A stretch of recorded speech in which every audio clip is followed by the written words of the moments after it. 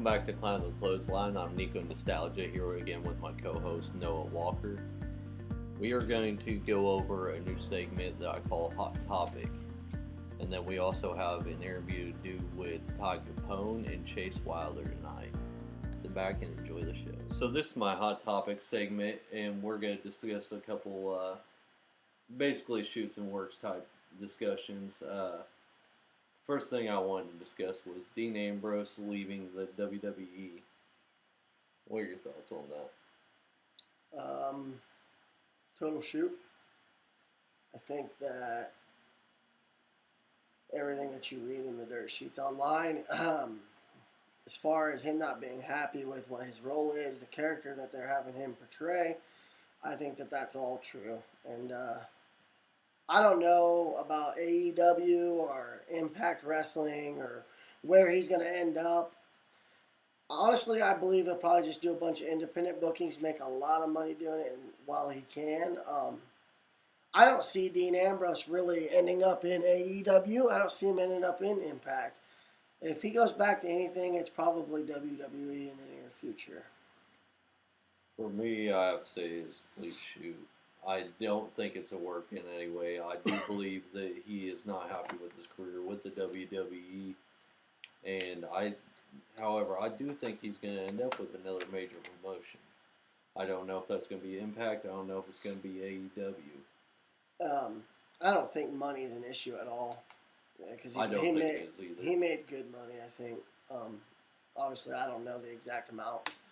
But I know that they offered him a large contract right before he left, and he turned it down with no problem. So that's an obvious indicator that money's not the issue. And it's been expressed in several different ways on several different platforms and groups that he was not happy with his role and the way that they were portraying Dean Ambrose in particular. So I believe it to be a shoot. I believe he's left. I don't see him going to any major promotion. That's where we differ. But it could happen. The next thing I wanted to talk about was Roman Reigns having leukemia. This was a huge topic for a lot of WWE fans. What do you think about that one? Cancer is a big thing in my life. It's taken so many of my family members. I don't see how someone could really make that into a storyline and feel good about it. So I believe that to be a shoot as well. Probably wasn't in any sort of severe stage or anything like that, so he was able to beat it and put it into remission. So I believe that's a shoot. I'm gonna have to agree with you. I in no way believe that this is a work. I couldn't see even WWE doing this as a work. Now, the reason I say that is because if they did this as a work, then they would lose a lot of fans because cancer is a really touchy subject for many, many people. And if they do that and it got out to the public, then they would lose a substantial amount of viewers. Yeah, I agree with you. I really think that he just worked hard and actually beat it. Yeah, I mean, there was no videos of him looking terrible, but he'd been facing it for many, many years, too. Yeah, I mean, he's been living with it for a long time, so. And then I wanted to discuss the whole Sasha Banks fiasco. I don't understand her. I think she's being a complete crybaby about things.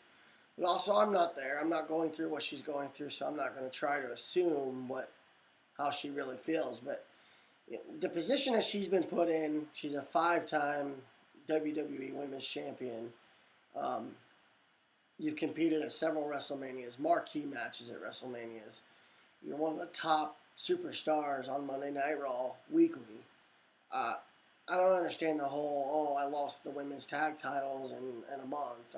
I'm not being treated right. I'm not getting what I'm told I would get. I think it's straight crybaby shit. And you got to suck it up in the position you're in and the person you are and deal with it. Yeah. I do completely agree. I mean, I don't think that this one's a work either because she's already appearing on Impact, I believe it is. But I don't know if I've seen that, but I mean, I think it was Impact. I'm not completely sure. Either way, I don't actually care for her. I don't think she's as good as everybody puts her out to be. But I if you're think gonna, she's had some really good opponents, so she's had some good matches. Talented, yes. I think the whole Snoop Dogg thing gives her a push. oh, definitely.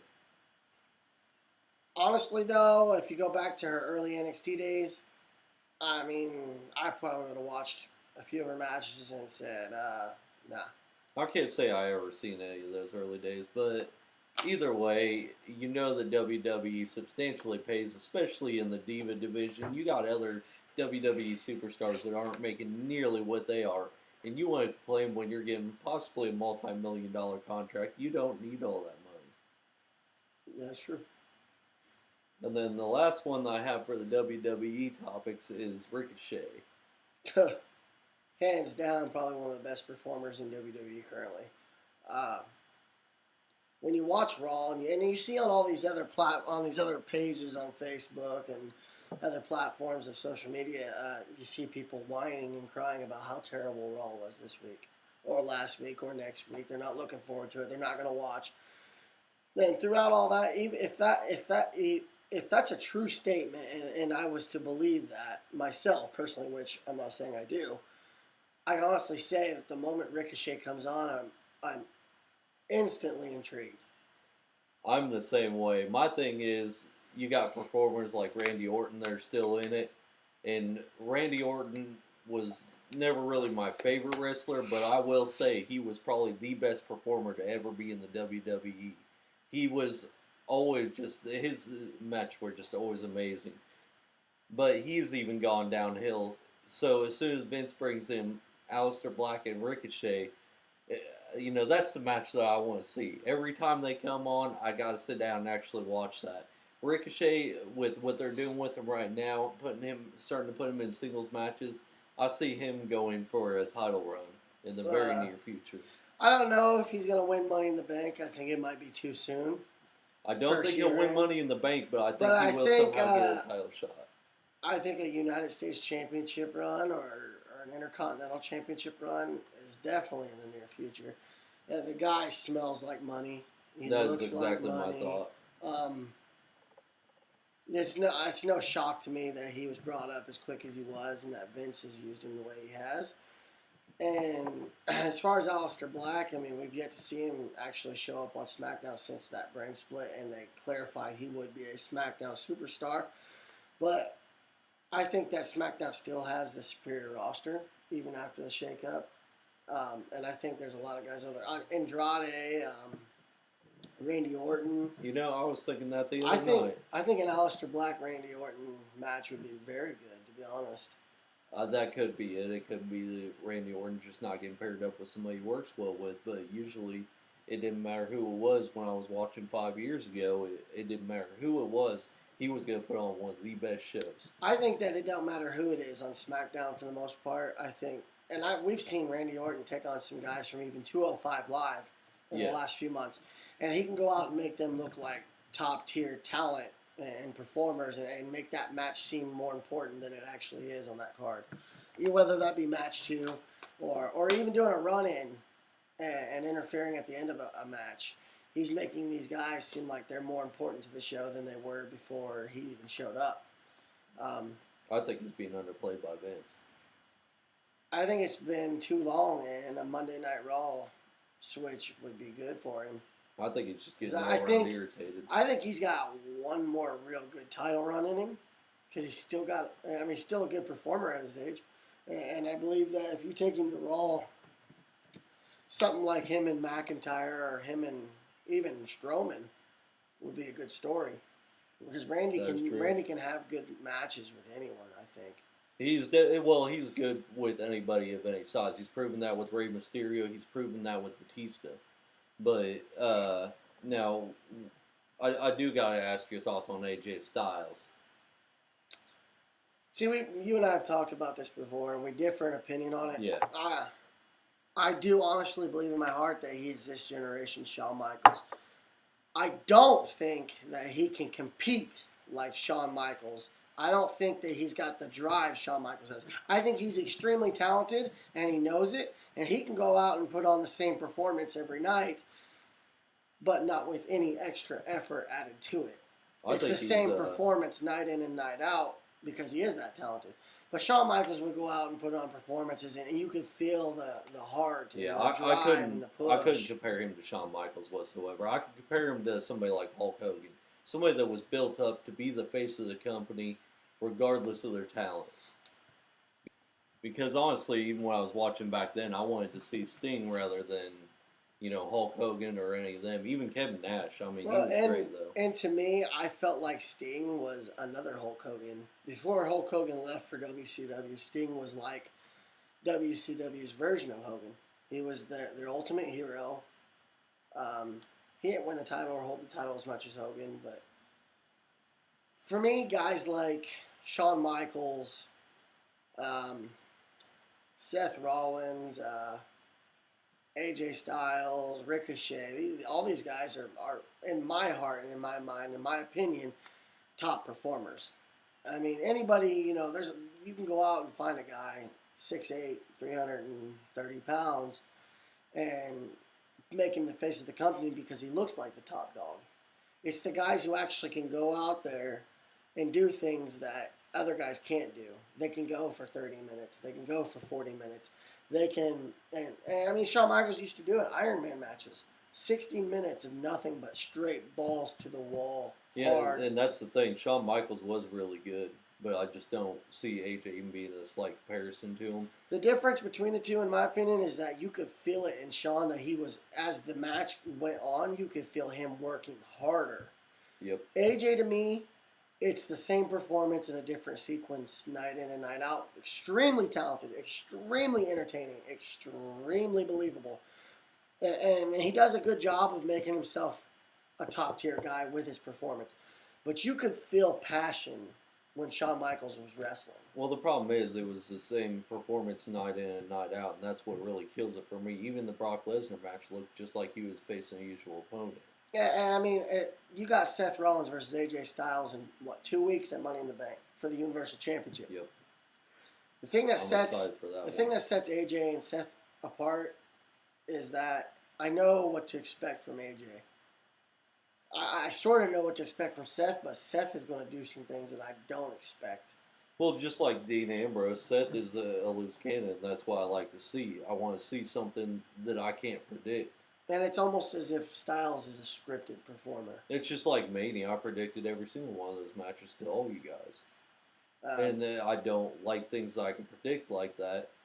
And that's what it comes down to with AJ Styles. He feels like a scripted performer, but Yes. entertaining, yes. But I feel like you know what you're going to get from him.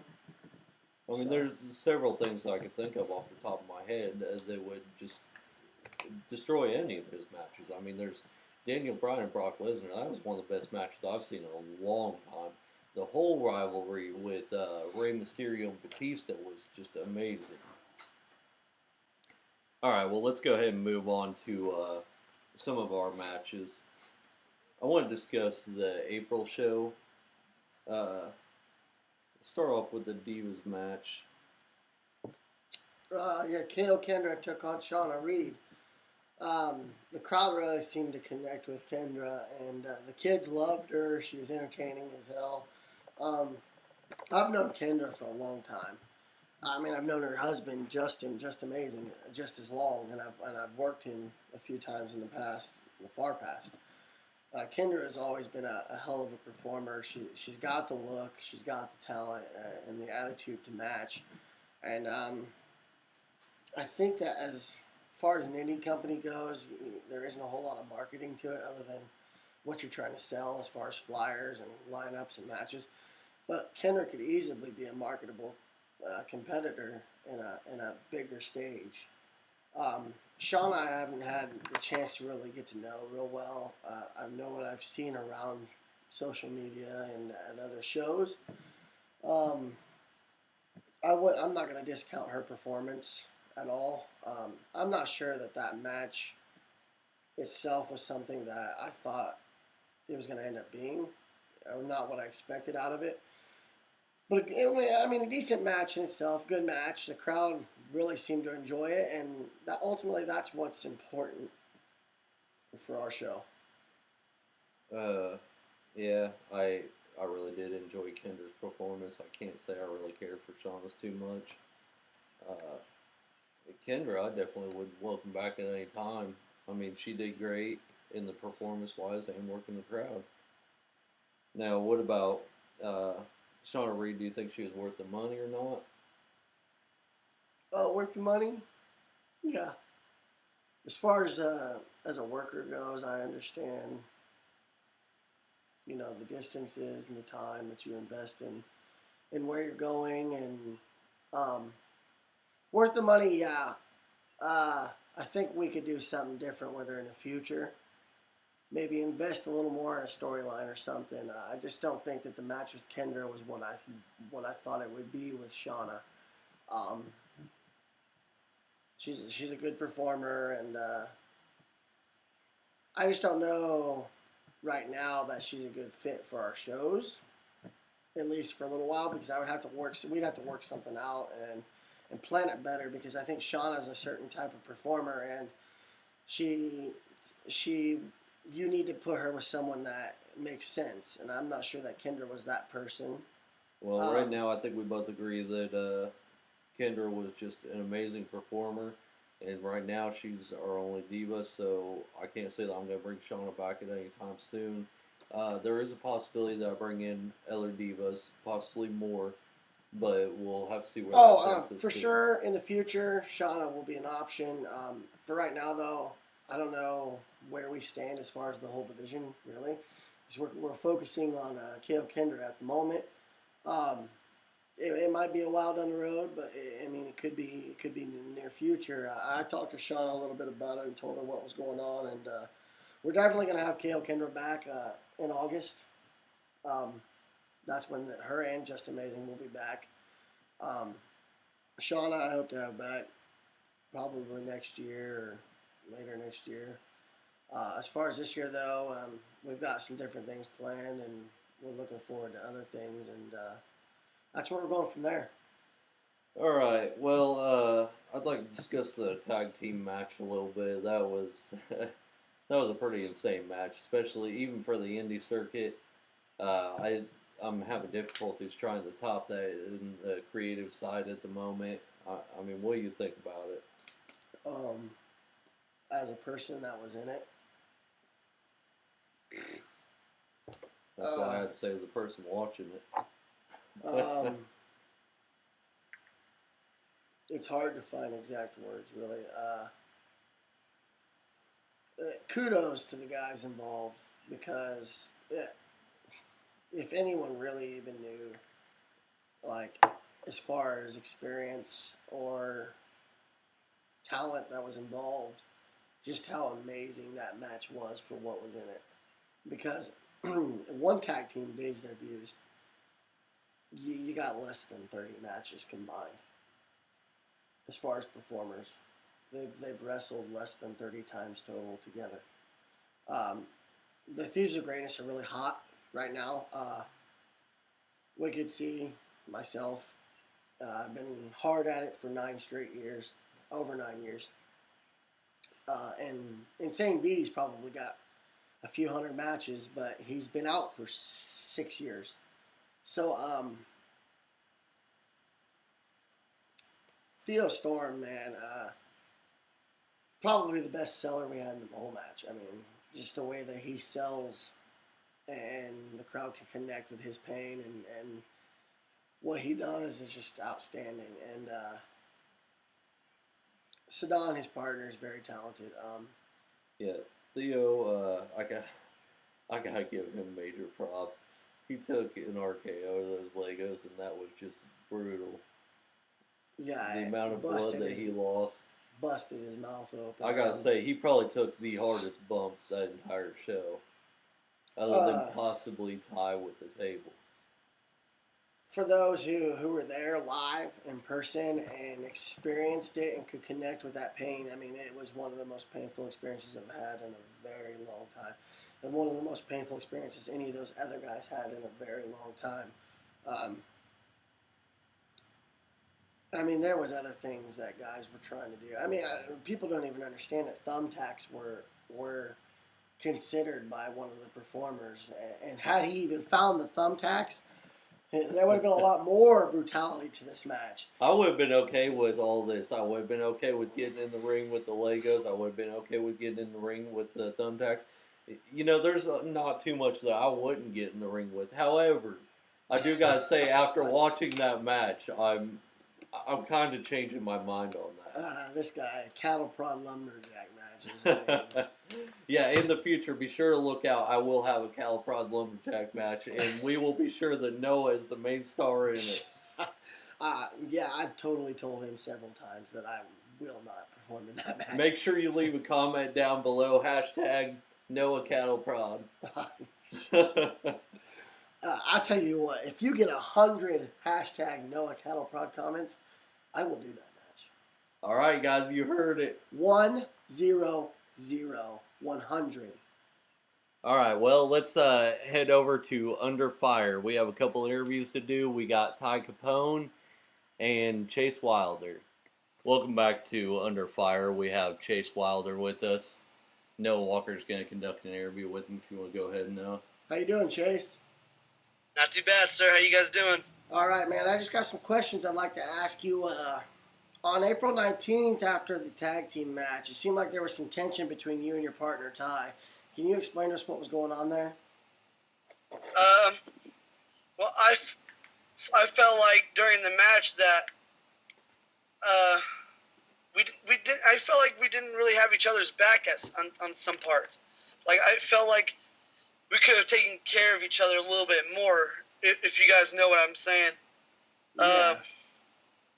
As a tag team, when it comes to the bond between me and him, I feel like we have a really good, strong bond when we are at our full potential. I just think then that night, I don't think there was something that was breaking us. And I feel like it could be a little bit stronger. Yeah, we've seen some shoving and some exchange of words at the end of that match. July 5th, you both will be participating in the Florence Harper Memorial Battle Royal, but you'll be opponents that night. Do you think this is going to cause more tension between you and Ty? To be honest, I hope not. I mean, either way, if he wins it, I'll be happy for him. As you know, he already won one Battle Royal. I really haven't won any. So, I mean, I'm not jealous about that. If he wins, he wins. If I win, I hope he doesn't have any hatred, you know what I mean? Because, I mean, right, we're friends.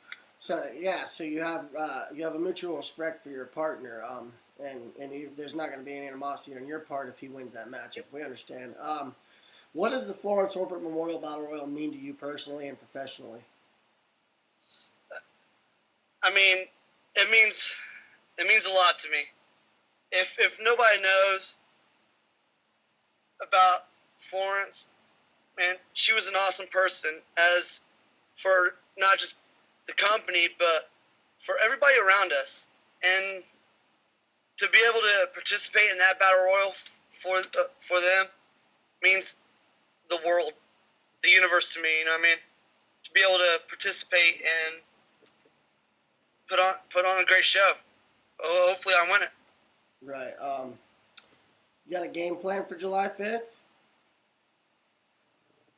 Chops for days. Chops for days. Hashtag chop for days. I like that. You got anything, Nico? Do you see it being a problem if you two are in the match together in the Royal Rumble? There's a good chance that you're not, but if you end up being the only two in the ring. You know what? I hope he can. I hope he's working out, because I'm gonna treat him just like any other opponent. I love him to death. He's my partner, but he better be ready to put on that really good show. All right, Chase. We'd like to thank you for your time, man. We appreciate everything you had to say to us, and good luck July 5th.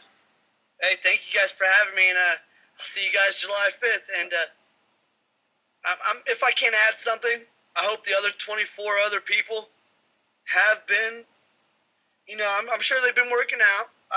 I'm sure they've been putting on some other good shows. But come July 5th, I don't play around.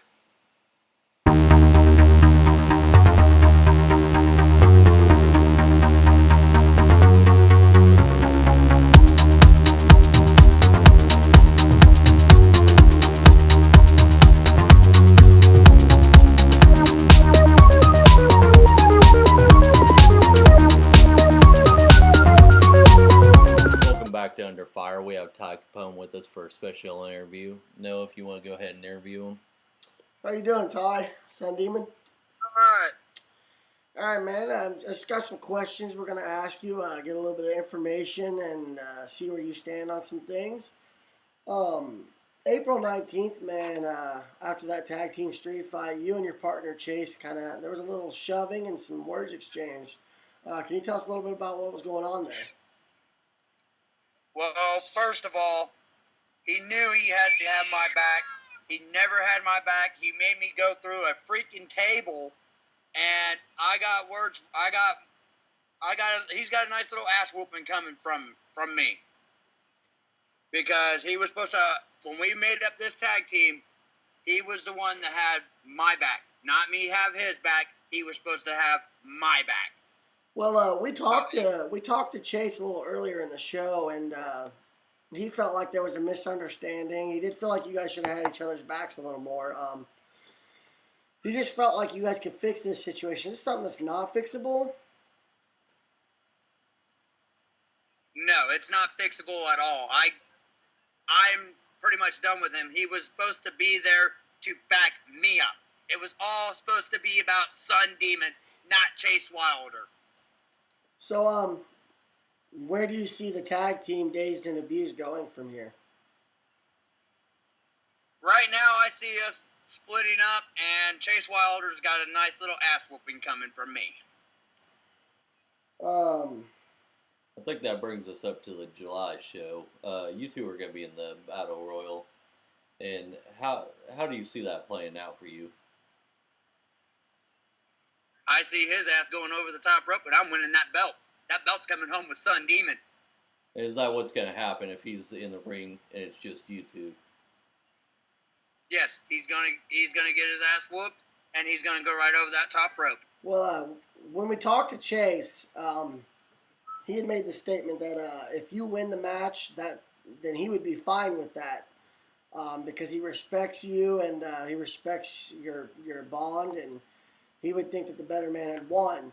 So what you're telling us is that you don't feel the same about that. No, I don't. Chase did tell us that he's not going to take it easy on you if it comes down to you and him in the ring at the end.